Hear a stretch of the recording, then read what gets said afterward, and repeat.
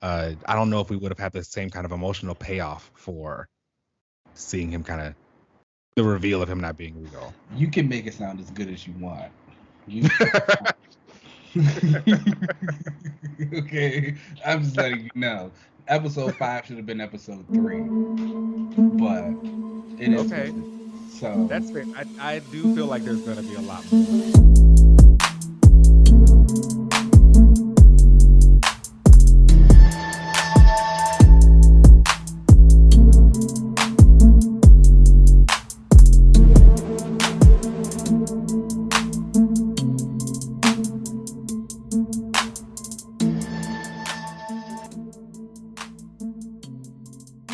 Hello, everybody, and welcome back to another Rewatch. We're your host. I am the villain from Aquamen, Scavenger. Oh. You guys should read the Aquaman book to know who that is. Okay. And you know what? This week, I think I've been him already, but I'm going to be him again. I am Jon Stewart, the Emerald Knight. Okay. I think I've actually been the Green Lantern version, but this week's particularly, we're going with the Emerald Knight. And we'll get into it later about why. Very exciting with that. Okay, well, how are you this week, Emerald Knight? I am fantastic. You know, I have been having a nice week at work. Nothing too crazy there. The weather's been nice. It's a little cloudy today, which makes me feel like I don't want to be like busy. I don't want to do anything. So I've been great. Okay, that's good. How about you? That. I've been feeling no crazy. Good. I have no crazy stories this week. You know, nothing. Nothing big. Nothing big. I mean, that's kind of a blessing. I know. Sometimes you don't want to have a crazy week. You just want to chill and relax. I also have been chilling and relaxing. You know, it is also great here, so I'm not doing anything. I was out with my mom yesterday, and it was pretty nice, so that was cool to catch up with her. And I think that was it. She's been watching Young, Famous, and African on Netflix. And she's like hooked. Okay. She's like, this is the type of reality show I like. She's like, they're not yelling, they're not cussing too much, they're not. I was like, you're toxic. I was like, because everyone on that show is very toxic. And I was like, this is what you enjoy. What reality show is it? I was like, this is the type of reality you enjoy. Like, you got some issues, but I like it as well. So what does that say about me? But yeah, I bet they look great though. Oh, they look good. That was like her other thing too. She's like, oh my gosh. She's like, maybe I should move to Africa now. And I was like, she's like, the women are so beautiful. But like, my best friend is Nigerian. And so I was like, you have been around African women like my entire life. What are you talking about? Like, why are you acting like you're just finding out who these people are? You know, sometimes you just needed it on TV. Oh, that's good. I like that. Sometimes you just need it on TV. It works. But oh, speaking of TV, did you hear they canceled Batwoman? It's canceled? No, I didn't know that. It's so sad. Damn. I didn't watch it. Well, it looks like they cleared house. Damn. That you didn't watch it. I didn't watch it either. I didn't watch it. First of all, I'm not really a huge Kate Kane fan, so I didn't watch the first season. Then when she got fired and they brought in the black girl, I was like, oh, that's cute. Like, let's see what is going on. But I was like, watched one episode and I was like, I don't think I can do this.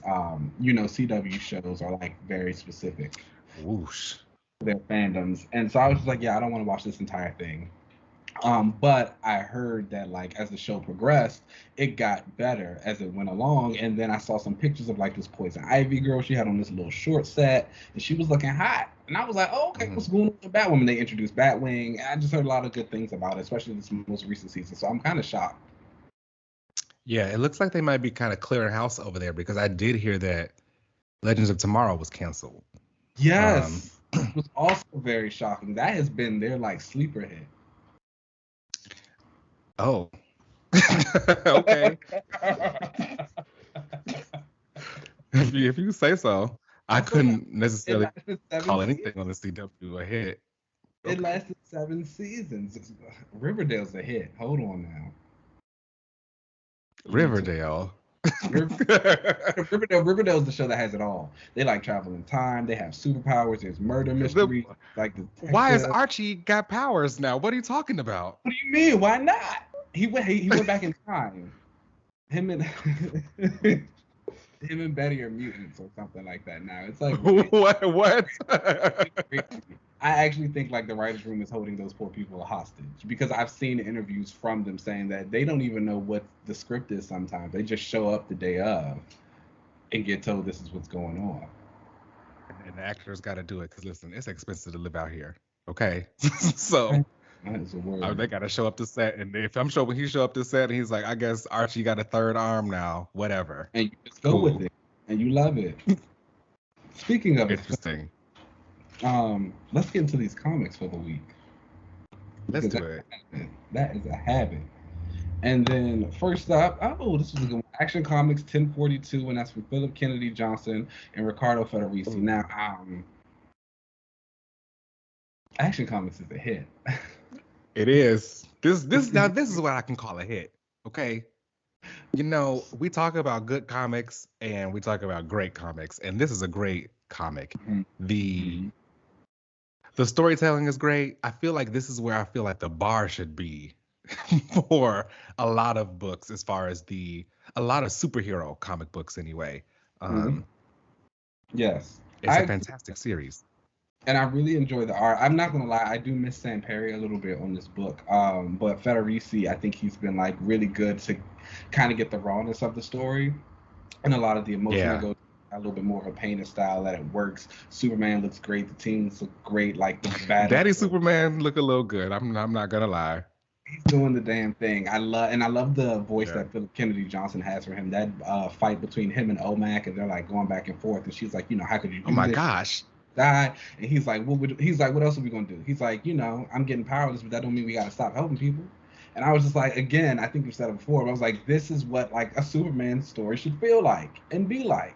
Yes. You should feel hopeful and like optimistic, and like he just is like, I don't care, nobody's gonna stop me.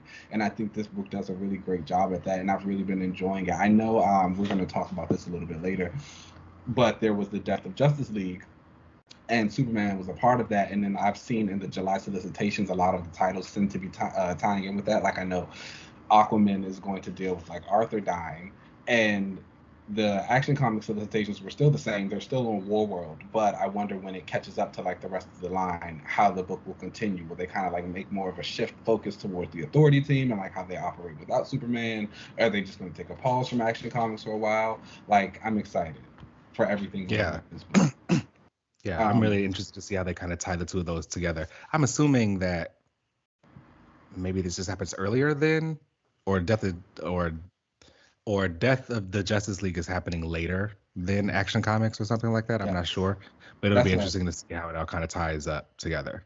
I mean, there's still time for them to tie it in. I believe by July we're only going to be into maybe like the second issue of Dark Crisis, and like people dealing with the fallouts and death and stuff like that. So they still have time to kind of get to it, and it's exciting. I think in this one, Superman makes a big win. He gets an orphan box from Teacher's people, and that's like able to kind of like teleport them to different places on War World, so he's able to get his people out, and I thought that was like super exciting. We've also got the appearance of Steel. Lois Lane goes to get him to help her fix Tao La. That's her name. That's how I've been saying it. Going through. So it's also interesting again to see how, I don't know, the Kryptonians are kind of hot. I kind of was interested the whole Kryptonian culture, and like the Tao La, this girl who they've got who Lois is trying to help. This like, I don't know what they call, like the Philistonians or whatever. Like they're this Kryptonian people who like kind of left Krypton early. I don't know. I'm interested in it. Maybe I just realized I don't think I liked Clark, because although in this issue I do like Kal-El, and the difference I realized there is like Kal-El is still like filled with like hope and whatever, but he's still a Kryptonian where they are just proud people and they want to keep pushing. And the fight that he had with Omac could have gone a way where Earth Superman would have just let himself get beat up and, talked about this is just not the right way, and let me appeal to your humanity and let me talk about your feelings or whatever. But Kal-El said, no, Yeah. You're not gonna sit here and beat me up. I'm gonna stop you because that's what I'm supposed to do. We're still gonna do the right thing. And I don't know. I liked it. I liked it a It was lot. a really good issue. It continues to be a really good book. I'm sticking with Action Comics 150%.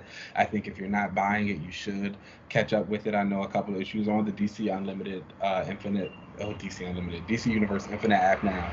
So it's like get into all of that and see what's going on. What would you Yeah. rate this issue? I would give this issue a 5 out of 5. Honestly, Oh, I really okay. enjoyed the art. I do really miss Daniel Samperi on art. He's one of my favorite artists, but I did really like Federici in this issue. Mm-hmm. I don't know, the way that the colors as well, Mm-hmm. and the art just really like conveyed the emotion that was being Mm-hmm. portrayed. And again, I'm rooting for Superman, and I never thought that would happen. So That's a word. here we are. That's definitely a word. I would give it a 4 out of 5. I do enjoy a lot of the stuff in Federici style. There's some like coloring choices here and there that I don't necessarily like jive with, but I do think it's still pretty good and highly recommended for everyone. So do that. There's also Um, a Martian Manhunter backup issue going on in the mhm. backs of these. If anyone's interested in getting some more Martian Manhunter content, Yeah. Who is writing that? that is written by Sean Aldrich, and the artist is Mm. Adriana Melo. Oh, I like her. She did Wonder Girl stuff. Yes. Yeah. So check that Good, out. good times. And next up is Aquaman #3, and this was Brandon Thomas and Chuck Brown. We had a guest artist of Max Raynor on here, and we continue, Jackson's little story is Aquaman and what he's going. There's been some rumors that the book is going to end at issue 6, so we'll see what goes on with that. Hopefully, it's not true. I saw a lot of the folks online kind of like ramping up their support for it and like talking about it. DC and like word of mouth is like really good for a lot of comic books. For those who don't know, like She-Hulk was a limited series at first, but then like it got such good word of mouth they ended up extending it. DC's also really good for doing that. They've done it with Swamp Thing when the Wonder Twins had their series. So it's like if you like things, talk about those things, guys. It really does help a I lot. think that's becoming like a new standard, kind of. I don't know if it's becoming something that Marvel's necessarily doing. They have did it with She-Hulk, but it seems like a lot of the publishers are trying to come out with minis, or at least kind of solicit them as minis. Mm-hmm. Um, but if they gains enough Traction. traction and support, that it'll become an ongoing. Yeah, I'm hopeful. I think the story is really starting to come together, and I really like a lot of the things that we're seeing from Jackson as a whole. So of course, he's been upset that Aquaman and Black Manta have been working together to try and figure out what's going on with the Atlantean sleeper agents. He beat Orm up last issue, and so now he's on his way to Gotham because Orm told him that the guy who activates the sleepers is there. So while this is going on, both Garth and Mara are both in Atlantis, and they're kind of starting to figure stuff out and like what's going on. Mara actually does end up confronting Arthur, like you lied to me about working with Manta, and like this mission that he went on with Frankenstein in one of those Justice League side stories. They went to a mission from Mars to do some stuff. And while that's going on, Jackson is in Gotham. He runs into Batwoman. So for the Batwoman fans, be sure to check out this issue. She pops up and she like helps him kind of like get into this place where they find this guy who turns out to be the villain Scavenger, and they go start fighting, and then the issue kind of ends, and Arthur and Black Manta are like coming in to help Jackson fight him, and it's just like really good stuff. I think it's kind of been a great journey for Jackson himself, especially from the becoming. We see so many of his different like skills starting to come to the surface, like his little detective, tactician, leader. He's making choices again. I even think about when he pops up in other books. He showed up in Superman's bisexual son's book, and there he was like kind of like making the plans and doing things for him. I thought it was And called so Super. it's not called Super Sons. It's called something, but I can't remember what it's called. But it's like he is Superman's bisexual son, so it's like that's how I kind of remind myself of what it The is. bisexual sons. Yeah. Fair. And so, we just got to see him, and I think, and it's like really interesting because I feel like in the Becoming mini, we didn't really like see Jackson become Aquaman. It was just like by the end they just told him, but it's like in this Aquaman book, I feel like we're actually seeing a lot more of him like becoming and like doing the stuff that he needs to do. So that's like really cool to see. It was great to see him team up with Aquaman again. They're letting him do all his little LGBTQ team ups, which I think is great because as we know, DC Pride is coming up, and he has been like one of the standout stars and like faces of DC in their Pride since he came out in Rebirth, which is like shout out to him. Yeah, they really have like promoted him and not let him fall to the wayside. So yeah, that's been shout really out to DC. I think the book itself, the issue was really good. We saw a lot of things come together. I thought like Jackson's interaction with Batwoman were really nice. She asked him something about Arthur and what he's doing, and he makes some comment. He's like, "No, I don't know where Arthur is or what he's doing," and she's like, "Okay." It's like she's like, "All right, I don't know what that's about, but like, do you need help with what you're doing?" And so like seeing those kind of frustrations, then like Mara confronting Arthur about what's going on, and like Manta like cussing her out. He's like, "Shut up, we gotta go protect Jackson." And Mara's like, "No, you are like one of the people who ruined Jackson, and we've tried to repair him." And then like Orm, when he was talking to Garth, he was like, he's got a little bit more of his dad in him than he lets on because he messed Orm up. So it's hot. It's hot. It's a lot of like cool interactions. Orm is always getting beat up. Yeah, he is. It's like that's why he's angry a lot. He was happy for a time. He like had this little girlfriend on the land. She had a son. He was playing stepdaddy. Okay. And then he left her to come try and rule Atlantis again. So it's always that. So they're like, it's gotten to the point where they actually say it to him in the books now. They're just like, "Can you come up with something else?" Like it's getting old. It's getting old. You need to let it go. But all in all, I will also still rate this issue a 4 out of 5. I really liked a lot of interactions. I think Max Raynor was like a really nice guest artist to come on. I think I kind of actually like him more than the main artist. I liked a lot of the stuff that he did. Jackson's using his powers in like really nice ways. He helps save some people from a burning building. He makes like this water disc that they can like stand on, and he like takes them down to the ground. So like it's like Justice. Yeah, they're putting some of that in there. That's synergy. Synergy's coming through. So it's like shout out to them. So I liked it. I think people should pick it up again. If you read it and you enjoy it, tweet about it. Tweet at DC Comics. Tweet the creators. Brandon Thomas is really nice. They like to talk about it. Tweet me. I like to talk about it. Post your pictures. Not the day of. Don't spoil anybody online. Wait like a few days at least. I like to post pictures on Sunday. Hopefully you've had a chance to read it by then. But exactly. That's it. And next up, would you rate this issue? 4 out of 5. Okay. For sure. Aquaman going strong then. It's really good. He's got this book. He also has Aquaman Green Arrow Deep Target, which also came out this week. His little team up, that was cool. Still written by Brandon Thomas. The Aquaman Andromeda book is coming out in June. That's going to be written by Ram V. And then he also is going to have Aquaman and Flash Void Song miniseries. I forgot who's writing that, but I don't intend to pick that up. I don't like the Flash. And I don't. I've been doing some older reading of books, and I realized that super speed isn't that bad of a power. It's the speed force I think I don't like. Because like Quicksilver ain't that bad. I like Quicksilver. I like Quicksilver's attitude. I don't think I like his powers. I don't mind super speed. He's not like, going back in time every other day. That's true. The speed. I do agree. The Speed Force is ridiculous. I think like the Flashes and their abilities are completely overpowered.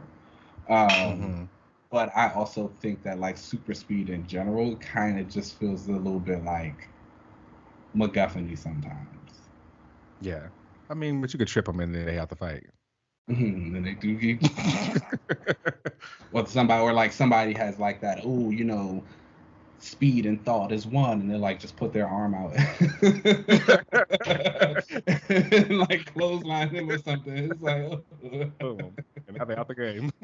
And it's done. It's over. But yeah.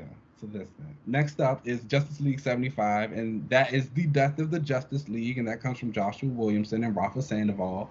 And President Superman from Earth 23 grabs a bunch of our Justice League Prime heroes, and he's like, somebody's coming. The chaos, the great darkness, we gotta fight. And they go to fight. And I thought this was like a really big, fun issue. You got to see a lot of the superheroes just kind of like cutting loose and like battling together. And I thought there was some really nice character moments, especially between like Green Arrow and Black Canary, that worked a lot. I do think that for this to be the death of them, it would have been nice to have a little bit more build up before this event and just kind of like what was going on to like really get that impact of like, oh my gosh, like our big heroes are done. I will say that I think the way they died was like done very well. And like Yes. that one Shout big Shout out to John going out in a blaze of glory. I was about to say, like, we see some of them go out in a blaze of glory. We see some of them like Green Arrow, who was kind of just like had his back turned for a quick second, and the Doomsday hits him. You get like the rest of the league when they all get like dissipated, and the big splash page of like the Trinity, and then going from like their skulls and all that stuff. I was like, this looks good, and it's a callback to like some of the original stuff. Yeah. But I just thought it was like a big fun story. There were a few art inconsistencies here and there. Like I'll never forget during the big page where they were showing the Justice League Incarnate team, who's like all the different multiversal heroes. There was a Mary Marvel, a part of them, and I don't think we ever saw her again in this issue. Even with John, when he has his big Emerald Knight moment and like he does die in the blaze of glory from Parallax, we actually see him again later getting dissipated like with all the other heroes. And so it was kind of like he died twice. So I thought that when he got attacked afterwards, I didn't think he died. I took it as he died. Like when Spectre showed up. Yeah. And he was like, "You're gonna die," and he like screams, and they're like, "John, no." I definitely thought he died. I was like, that's the only way I made it make sense. I was like, that means he had to have like not died. It's just like he definitely should have been dead right there. But but whatever, you know, it happens sometimes. We get it. I can't draw, so I'm not gonna say too much. But I like the issue as a whole. I was enjoyed by it, and I will say it got me like way more excited for Dark Crisis than I had been. Oh, that's great. I was already really excited for Dark Crisis. I'm a fan of Daniel Samperi. I'm ready for that art. And it felt like superheroes being superheroes, and I love those kind of events. So I'm glad that this one got you like on board with the upcoming event, Dark Crisis. I wasn't really sure like what this was supposed to be about. Like honestly, I mean, I knew they kept saying like, oh yeah, the younger heroes and the legacy heroes are gonna kind of come and take over, but I was like, I don't know what's going on. I still kind of don't know what's going on after reading this issue, but like I'm more excited to find out. Mm-hmm. I'm excited to see how they come back. The one thing about, you know, in comics is that death never lasts forever and the heroes always come back. But in my opinion, that's always the exciting part, is like how they actually come back. And if I remember, I know that Pariah, the villain in this, wasn't he the villain in Infinite Crisis? Mm-hmm. Like the original Infinite Crisis? Mm-hmm. And I think he like, didn't he like put them all in like a dream state or something? Yeah, they were like all seeing their like happiest selves. Yes. I even think he did it. I'm pretty sure I saw someone tweet about him with Flash, and he did that to Flash recently. He did, yes. Yeah. For my anime fans out there, this is just like in Naruto Shippuden. Yes, when Madara tried to put everyone into the infinite Tsukuyomi. Same thing. You know, make everyone just with me. But yeah, I feel like that's why I don't think any of the Justice League is like dead. I'm assuming everyone is like, you know, in their happy state.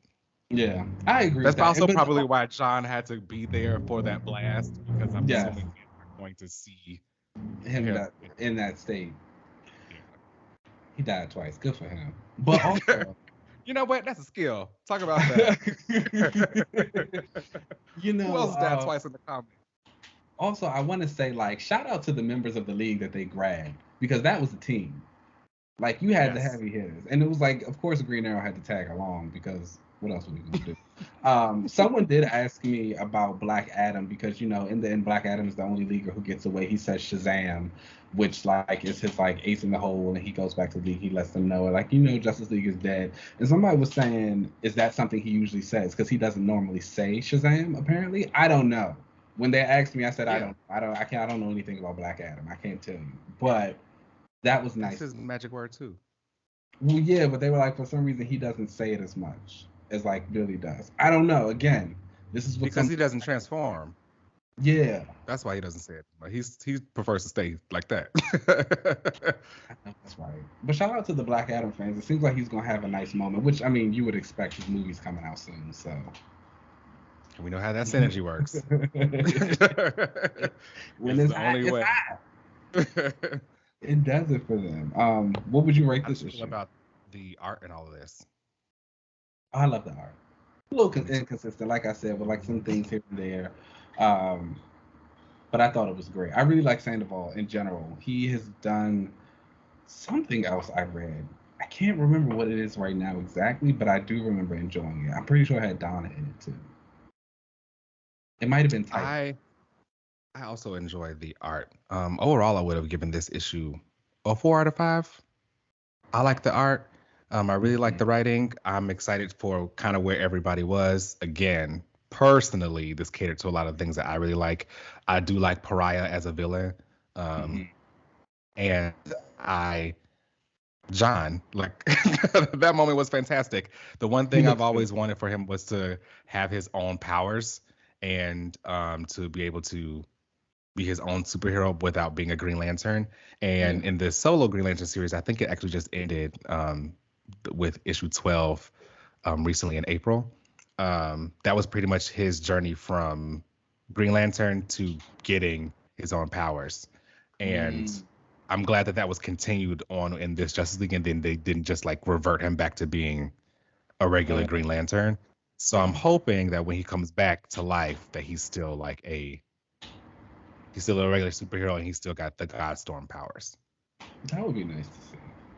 That's cool. I would also, I think I would rate it 3.5. I did have a good time. It was really good. Like I said, I do think there was some, I would have liked a little bit more build up in certain points to make some of like the emotion hit a little bit more. But other than that, I enjoyed it. Superheroes being superheroes. I like it. I'm ready for Dark Crisis now. I'm ready to see like all the young kids come up and do what they need to do. Jackson and Yara. I hope I get some time with them together. I don't really care about anybody else. I don't like the Green Lantern girl. The one that looks like Janelle Monáe. Oh, Joe. Me neither. Yeah. And I read her solo. I didn't finish it. And so you know what I found out? That her like Janelle Monáe hair is not how her hair looks all the time. I saw like pages. That's kind of how it mostly was. Sometimes in her solo and Far Sector it would change, but for the most part. So they would say with me how like when she gets into her Green Lantern suit, like that's how her hair becomes. But like when she's not in that, like her hair be down, she be having it in braids and stuff like that. I think I like saw some pages of a Green Lantern issue where John was turned into this Emerald Knight thing, and it was like her, and it was this black girl with like braids, and I was like, oh, who's this cute black girl with braids and all this stuff like that, like out here fighting. And then when her ring got back on, she turned back into Janelle Monáe. I was like, oh. This is like a conscious choice. Yikes. I'm gonna have to read that to see what's going on with that. But yeah, for the most part, every time when she's in her costume, she got that look. But when she's not, she looks completely different. I was like, that's kind of crazy. But whatever. Right. I don't like her. I see people go up for her sometimes, but I thought y'all didn't like cops. And she's like a cop. Okay, talk about it. And not like the ones that are like whatever you can get away with because like it's the Green Lantern Corps. It's every superhero is technically a cop. She was like a real cop. She went to the police academy. Okay. She wanted to be whatever. I don't like her. But I also think there are too many Green Lanterns anyway, so it doesn't really matter. Sorry. Well, personally, I feel like they should all have like a next status quo thing that they're not always going to be Green Lanterns forever. There should be something that you do after you're done with that so that the next people can come in. Like join a different Otherwise, it's too many. Join a different color, become something else, become a villain, die, whatever. But you can't be Green Lantern. Okay, I see that. Personally, I thought Hal Jordan's villain era was his best. The best he's ever been. But that happens with like a lot of the like kind of boring white guys. I think Hal was like that. Warren was like that when he turned into like Dark Angel. His Oh Apocalypse yeah. era. That was hot. The villain era just hits. It does. It does. I won't lie. And before we get into our last book of the week, we had a couple other things. Trial of the Amazons #2 came out. That was the end of that big event. I personally enjoyed it a lot. I thought there was like a lot of good stuff going on. We did find out that Artemis killed Hippolyta, and now she's going to be on the run. We saw a lot of the girls come together. Diana like crowns Yara Wonder Girl. She gives her one of her old tiaras. She has this thing called the tiarmory, and like it has all of her tiaras in there, and like she takes the one that Yara got from Hera off of her, and she gives her one of those, and she's like, "You're gonna be Wonder Girl." It was like a cute little moment with them because Yara's like, "Girl," she's like, "I'm in my 20s, right?" And That's cute. they had like a cute moment. All the I'm glad they expressed her age now too, so that everyone can be like, she grown. Okay, she's an adult. But that was a nice little moment with them. We just saw all of the Amazons come together. They like really kind of reclaimed Nubia as their queen. We saw the action. The girls were fighting here and there. It was chaos. I came to find out that apparently chaos showed up in like if you have been reading Wonder Woman, I think a lot of the villain of the story would have made a lot more sense for them. Um, Chaos showed up in Wonder Woman when she was doing that thing where she was running around with the gods fixing the multiverse before with like after future state. She went to the realm of the gods and she took Chaos there, and like when she was freeing all the gods, she left Chaos, and so he was pissed, and so that's when he started releasing evils and stuff from Doom's doorway to kind of like get back at Diana and the Amazons. And so this like is the full circle moment of that. She says, so Diana was behind all this? Exactly. Yes. Diana. So she was the cause of all the problems, but we're good now. It looks like they at the end, the door seals back up. It looks from Hecate's magic, like helping the girls out. They've been worshiping her lately. So it's all good in the hood. I thought it was a really good Wonder Woman event. I'm excited to see like what the future of the Amazons looks like. I know we only have Nubia's coronation next. But is Wonder Woman solo like tying into all of this? I don't know. I can't think. I don't remember. Is it gonna pick this up? Her issues were a part of the Trial of the Amazons, but I don't think I've actually seen it in the solicitations in the last few months. So I don't know what's going on with that. And then like Yara doesn't have a book, but Yara's going to be in Dark Crisis. Nubia has her book coming. Artemis is going to be on the run in her little series. And that's it. She's got a mini series, right? Yes, that's going to be starting in July, I believe. So we'll see. Maybe that'll springboard into like a new launch for the Wonder Corner.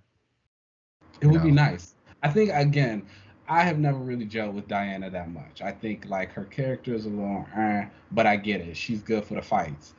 But I do think the Amazons as a whole and like all of those girls are very interesting, and I like the expansion of the world and seeing more of them doing different things. So I'm into it. Pick it up. Okay.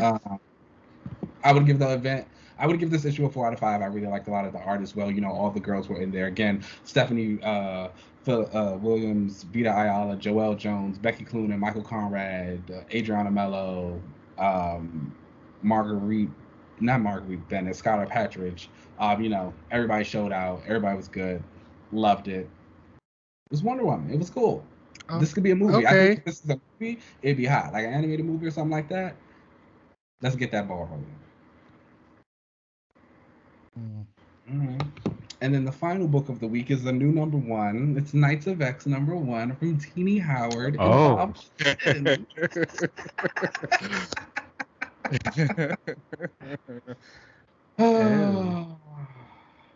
And here we are. Here we are. The next journey of Betsy as Captain Britain begins. She's stuck in Otherworld with all of her Captain Britain corps. They are rescuing mutants and taking them to the Lavender Keep, where they have been hiding out in Roma's part of Otherworld. Saturnine's mad. She's like, "Give me my throne back." Betsy's like, "I don't really care about that. I'm only here to protect the mutants." She makes a deal with Roma. Roma's basically, "I'll put you on this quest so that way you can like find a way to defeat Merlin. So it sends her back to Krakoa very temporarily. She grabs a bunch of the mutants. They resurrect Mordred because now he's dead. She gets confirmation from Black Knight that he's died in their miniseries. So they have some of his DNA. So she goes to the Five, and they have the waters that they discovered he was a mutant from. And they like mix some of that in his egg. So Mordred is brought back younger, but he like disappears from the egg. Betsy grabs all her crew. They go back to Otherworld. Jubilee gets left behind. That's why the dragon baby is still there, because we come to find out that like not every quest is for every person. So the quest that they're on, Shogo's going to be the one affected, and Jubilee's not needed.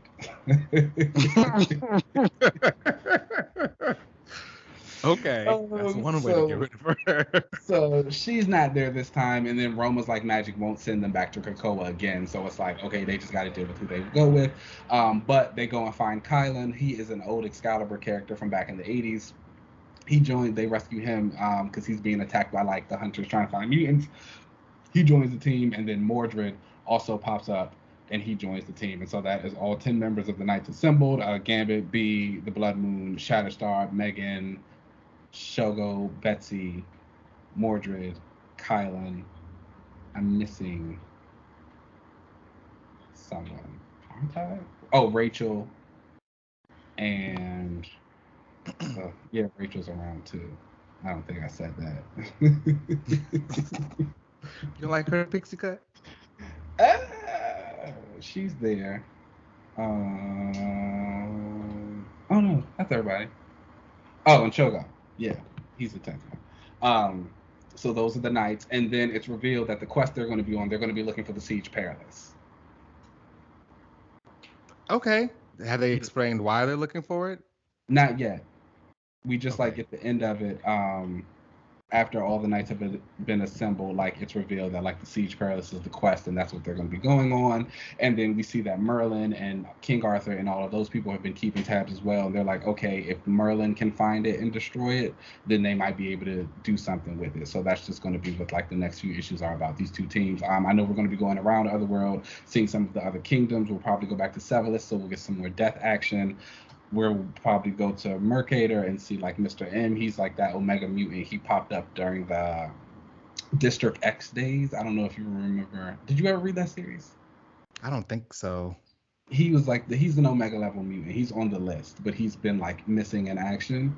Right. I've seen him on that list. I've seen mentions of him, but I don't think I've ever. District X was when Bishop was the cop of that town. Yeah.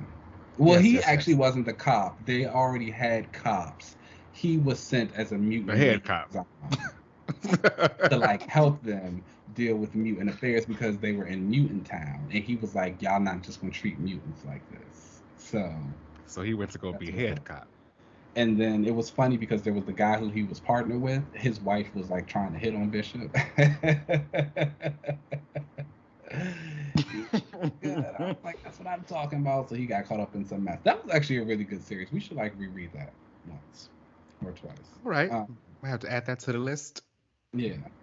But that was Knights of X. So Mr. M, he is like, a theory is that he is like the ruler of Mercator. And so I thought that was already in that wasn't a part of a data page before, that he was there. They alluded to it, but it wasn't explicit. So now we're finally going to see him. Yeah. Okay. But they're going to go there. Hopefully we also see Apocalypse's other kids, because they are in charge of Dryador, what used to be Dryador. They like run that now. So I'm excited. I think this issue was like good. Okay. Do you feel like it's been an upgrade from Excalibur? I feel like where Excalibur was in those last two issues, like 26 and 27, this feels like more of the same. I will say I think that this one's moving a little bit quicker. I feel like there was a lot of setting stuff up in Excalibur, and here it's kind of like we're getting to the action a little bit more and getting straight to it. So we're moving right along, because again, like here it's the first issue, we got like the mission, we're about to go, we got the Knights, let's do it. I would say that I'd still like a little bit more action in the way that the characters are able to show a little bit of their individuality. We still get a lot of siege type of clashes when they do show up in like big hordes of people. So it's just big splash pages of the team working together, or not even working together, just like doing things in the background and fighting. And like I'd like to see a little bit more of them like using their powers and like just kind of really showing their personality in that way. We get a couple of little side plots with some teams. Obviously, like I said, since they're on a quest, Roma does tell Betsy that every single person on this mission is going to deal with their own trials and tribulations. So hopefully we get to see a little bit more of the team kind of like coming together. Gambit seems upset because Rogue is always busy with the X-Men and he's alone. Aw. I know, right? Poor him. Mordred's obviously going to be dealing with whatever he's dealing with in King Arthur and his dad. I'm also excited to see. I don't know what his mutant powers are supposed to be. I don't know. Oh, yeah, that's right. Mordred is a character who's been around in the Marvel universe for a very long time. He's always just kind of like had magic and like other stuff. So I'm interested to see kind of what Tini does with him and what they say is the X gene part of him, or if it was just there and he just didn't use it. And then we also get like comments about how apparently there are other mutant Fae hybrids like Megan in Otherworld. So maybe those are some more of the mutants they're going to be protecting, as well as like the other ones who live in the other kingdoms. So it looks like it's going to be a fun ride. We see a lot more of the Captain Britain corps here as well. There's a Black Betsy, which was very exciting. You know, I've been waiting for that. Okay. I do. I'm going to wait till I read a few more issues before I say that. But for the first issue, I thought this was like cool. I'd give it a solid 3.5 out of 5. I think Bob Quinn is like a much better suited artist for Otherworld. I think he tries to do a lot with the designs and he like makes it look spooky. The colors I think are still too bright in certain aspects. Like Betsy's costume, which is fine.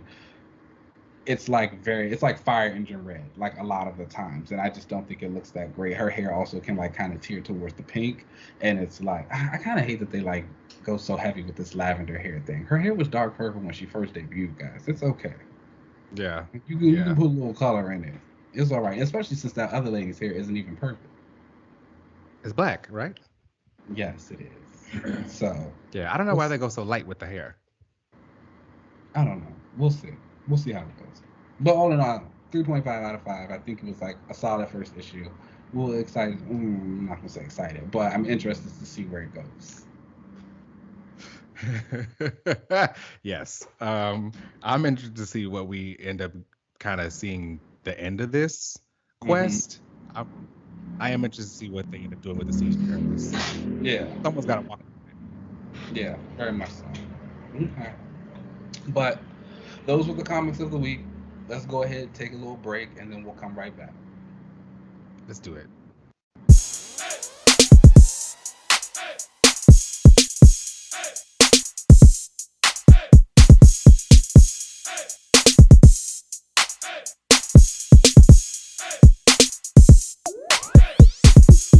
All right, y'all. Welcome back. And this week there won't be a panel, but be on the lookout for some changes coming to the show. We've been listening to some feedback, and we hear you guys, so we're gonna have some changes coming. Not on the next episode, but the following one. We'll be adding some things, switching some things around. We'll also be coming out with like more of a book club, so be on the lookout for that. Book club is nice too, guys. Yeah, I know what so you're this is read gonna first. be. This is going to be great. Some changes coming soon, so check out for that. But we're going to get into the rewatch section, and this week is episode 5 of Moon Knight. And listen, I have been liking it from the beginning. They got me. They got me. Okay, see. So I will say this. So if you watch the episode, there was a lot of like backstory into Mark, and we got more of his story, and like a lot of the things that were happening felt like they were coming out of like some of the Lemire run, and we do get the revelation that Mark is in fact Jewish, which was like absolutely fantastic. Because see, I will say I still saw some like chatter about like how he was represented as a Jewish man. I am not part of that community, so obviously I don't have any say in that. But as a Moon Knight fan, being Jewish is integral to Mark's character. In the comic version, the rift that he has in the episode with his mom, about losing his brother and like how she kind of becomes abusive, and that's how his DID and everything starts to form. Originally in Moon Knight, it was him and his dad who were at odds. His dad was a rabbi, and they were the victim of some anti-Semitic hate speech and things like that. And Mark got really upset with his dad because he never reacted in a bad way, and that kind of like started to help him form the identities. And then it also started to like cause a rift between him and his dad, because he was like, you should not like still be so like peaceful and willing to help these people who do wrong and bad by you. And so they drifted apart. Then the dad dies, and they never spoke again. Then the Jeff Lemire run came, and like that's where a lot of this stuff pulls from, and talked about that. Then Max Bemis actually came about, and in his run of Moon Knight, it was that again, Mark's dad was still a rabbi. He was still the son of him, but there had another friend who Mark called him Uncle Yitz, but he was a rabbi. He was actually a Nazi who was like pretending to be a rabbi and like killing Jewish people, and he attacked the family and he attacked Mark, and that's one of the reasons he started his DID. So it's a little bit different in the comics, but I really enjoyed the fact that they like brought that into the story, and it was a nice little change with his mom. I felt as though that was still kind of impactful. Mark does in fact have a brother in the comics as well. His name is Randall. He's dead, but but it was Mark who kind of killed him. But it was because like Randall like went crazy and was like trying to kill him as well. But it was nice to see that like mentioned and thinking there. So I like this episode a lot. They really got me. It was so emotional. Oscar Isaac is acting his butt off, and we love to absolutely see it because that's where the budget went. Okay, that's where the budget went. All of it. Because he is doing the damn thing. I like every time that he was in a scene with himself, I was always like, oh my God, he's in a scene like by himself, and like doing it. And it was like, oh, and it was like one point in this episode, I was like, why aren't they on the screen together at the same time? And then I was like, oh wait. And you just realize that like it's just Oscar doing this. He's been doing this whole show by himself. King. I've been seeing a lot of comments from people who prior to this episode would talk about how they liked Steven more than Mark, or how they liked Mark more than Steven. And I personally feel like that's a testament to like his acting, that he's able to differentiate the two. Also, I've been seeing a lot of people complain about the accent that he had from the beginning of the show, as if that wasn't obviously like the point that it was bad. Yeah. Yes. Everyone's like, oh, why does he have this terrible English accent? This is really bad. And it's obviously it's made up for a reason. And we learned in this episode specifically, why that was made up. Heartbreaking story to see him going through this abuse from his mother after accidentally, going through a cave with his brother and his brother dying. It was really sad. It's really sad, and I really felt for him. I was like, this is sad. And like the scenes with the kid and the mom like constantly taking her anger out on him, like not showing up to any of his birthdays. And shout out to that little boy too, because he was acting. Yes. Okay. Yes. I felt for him too. I was like, he was doing that. Even like the switch for him when he was in his room crying and afraid that his mom was going to come in and beat him, and really showing that this is where he was returning to his safe space of Stephen Grant, his superhero. And that's just who he wanted to be when he didn't want to be Mark anymore. So yeah, I thought that was really some touching stuff. And again, everybody was acting. Everyone was acting down. I also enjoyed it because we still get the teases of Jake Lockley and some of the stuff. And so I'm wondering if they're going to do that thing where they reveal him in the last episode, because the Disney Plus shows love to do a last episode reveal, and then it's like you won't see these people again anytime soon. You gotta wait for it. They gotta give you something. Which is, I have seen a couple of people kind of starting to call out the formula that they seem to have with the episodes. I think even you said it a couple of episodes ago. You were like, the last two. That's when I said it. That's when they get you. That's when they really get you. Because while these are filmed, you know, like episodes, it's still like a movie, really. Mm-hmm. No. Which And is like the really end of the movie, frustrating. And I think I said it last time, but I still feel that this will not end in a way that I feel as though it's satisfying to me. mhm. And and I think about those first two episodes, and it's just like they were fine, but it was also like we wasted a lot of time doing absolutely nothing.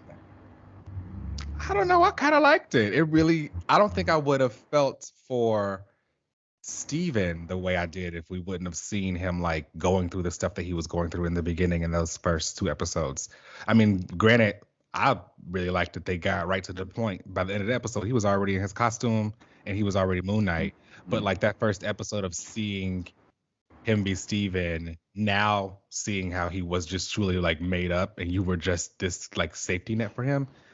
I don't know if we would have had the same kind of emotional payoff for seeing him kind of the reveal of him not being real. You can make it sound as good as you want. You okay, I'm just letting you know. Episode 5 should have been episode 3, but it is Okay. what it is. So That's fair. I do feel like there's going to be a lot more that I'm going to want from this. mhm. And I don't think they're going to do a season 2. I think a lot of these Disney Plus shows are like limited seasons. I don't know. It's gonna be I like still don't know if this is real. I still don't know if this is real. I know again this way they did the back and forth of like him in the hospital and then like meeting with the hippo goddess and then like being on the ship and then seeing the memories and everything. Like I really love the way these last 2 episodes have been filmed. It has been really enjoyable. It's been really heartfelt. Imagine if it like felt like this from the very beginning. They have to build towards it, you know? I guess. It's television. I do And also each like how episode this was still still feels pretty. very like removed from the rest of the MCU. Like I don't feel like I have to watch 15 other things or like go back. It's just all happening. And I know a lot of times those little mentions can be nice to make it feel more like joined universe, but hey, sometimes people gotta go through it a little bit.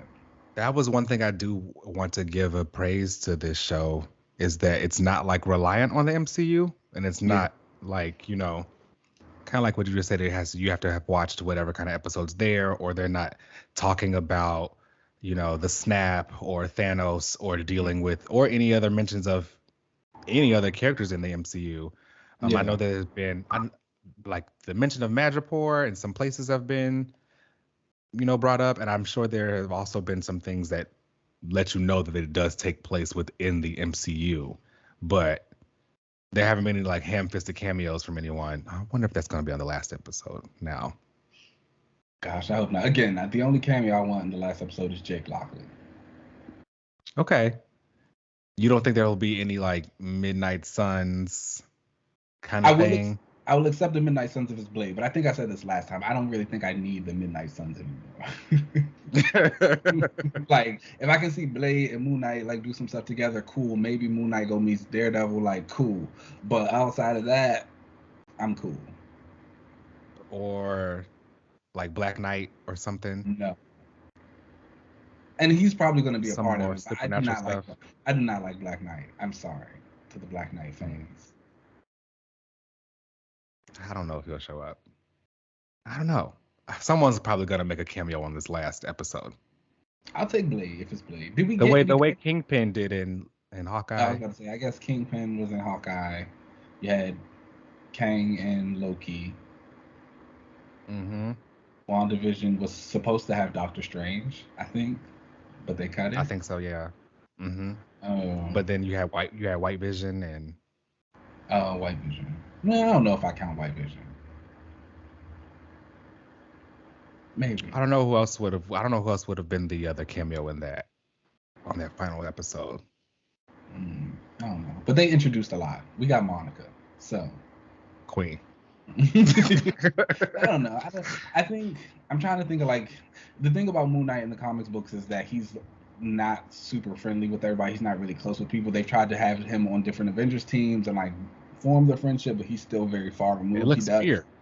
Yeah, it tends to look a little bit weird. He's had relationships with like Echo before, which I do support, even though you should not go back and read that run where they were in a relationship because it was not very good. But still, That'd I be cute. support that. And The again, Phoenix and Moon Knight, two that was gods nasty. together. That was nasty. But nonetheless, see, now you done threw off my train of thought. I don't even know what I was talking about. That's crazy that she still has the Phoenix too. Like she's on cut. I mean, but I will say the visuals are hot. I was going back through some of the covers for her miniseries and the variants that came out, and then I don't know if those just released those Judgment Day covers with Destiny Jean, her, and that other Eternal girl that's not Cersei, and they were looking good. They were looking good. How you gonna call me nasty and you say that? What? A mess. But yes, they were looking good. I do like her like Phoenix print. The handprint on fire. It's hot. Yeah. But the handprint in itself is like just a hot thing in general. So it's like it works. Yeah. It's a great design. I didn't think she was gonna last as Phoenix this long. I thought it was gonna be like a short thing, but it's been years now. She will definitely be like amongst the list of names of people who are the Phoenix now. That is terrible. That's wild. That that's just what it's become. But anyway, whatever. You know, I don't know. You know how I feel about Phoenix. We'll move past that. Moon Knight's around. Yes. And then that's one thing they have to free Khonshu by the next episode. They do. Also, so he can get his. That's probably going to be the final suit. And that's my thing. It's just again, I'm pretty sure that if we've gone by what we've been going by, the last episode will be great, but I just don't think it's going to be satisfying because there's still so many other things to see. And then it's like we have to find out, in this episode we lose Steven. He falls off the ship and then he's frozen in time. So it's like when Mark wakes back up, what does that mean? Like, will the personality of Steven no longer exist? Is this how we get Jake to kind of make his pop up and take a little bit more control? Will we get two mean people? We need a Steven. We need a Steven. So it's like when we get a new version of Steven. There's just a lot to go through on that last episode, and I would like to get as much of it as we can, but we'll see. Yeah, I really enjoyed the episode. Like I've said, I've been enjoying the season so far, and this one just keeps getting better. I don't know. This might be top 2 for me. Ooh, okay. I liked it. I liked it a lot. Okay. I'm sorry. I support that. We'll see how the last episode goes for me. I think right now, I don't know where it is actually. I need to redo my list. Hawkeye is definitely still number 1 though. Okay. Hawkeye was really good. I really enjoyed Hawkeye. That was good to me. But I think depending on how episode 6 goes and then I'll see where it falls on my list. I'm excited. I think they're gonna give you that final suit up that they always do in the last episode. He's gonna get a new costume. Even though I like the Egyptian kind of one. I like it too. Mark's Moon Knight costume was nice. Oh, and we can't lose Steven. Steven had Mr. Knight. Yeah, Mr. Knight. He had the suit. Oh man. Yeah. There's a lot. I'm emotional. Maybe we get another one. But yeah, I liked it a lot. I thought the episode was great. I'm excited for the finale. Definitely check back with us next week because we'll be talking about the finale as well as Multiverse of Madness, which I know that is going to be wild. Wendy Maximoff. She's coming. So we'll see how that all goes. As well as after that, we'll be doing some changes on the show. So please check that out. But yeah, that brings us to the end of the show. Make sure you check us out wherever you get your podcast. You can find us on Twitter and Instagram at Another Relaunch. You can find us on YouTube if you want to watch along at Another Relaunch TV. You can find me on most social media platforms at Uncanny LZ. Keenan, where can they find you?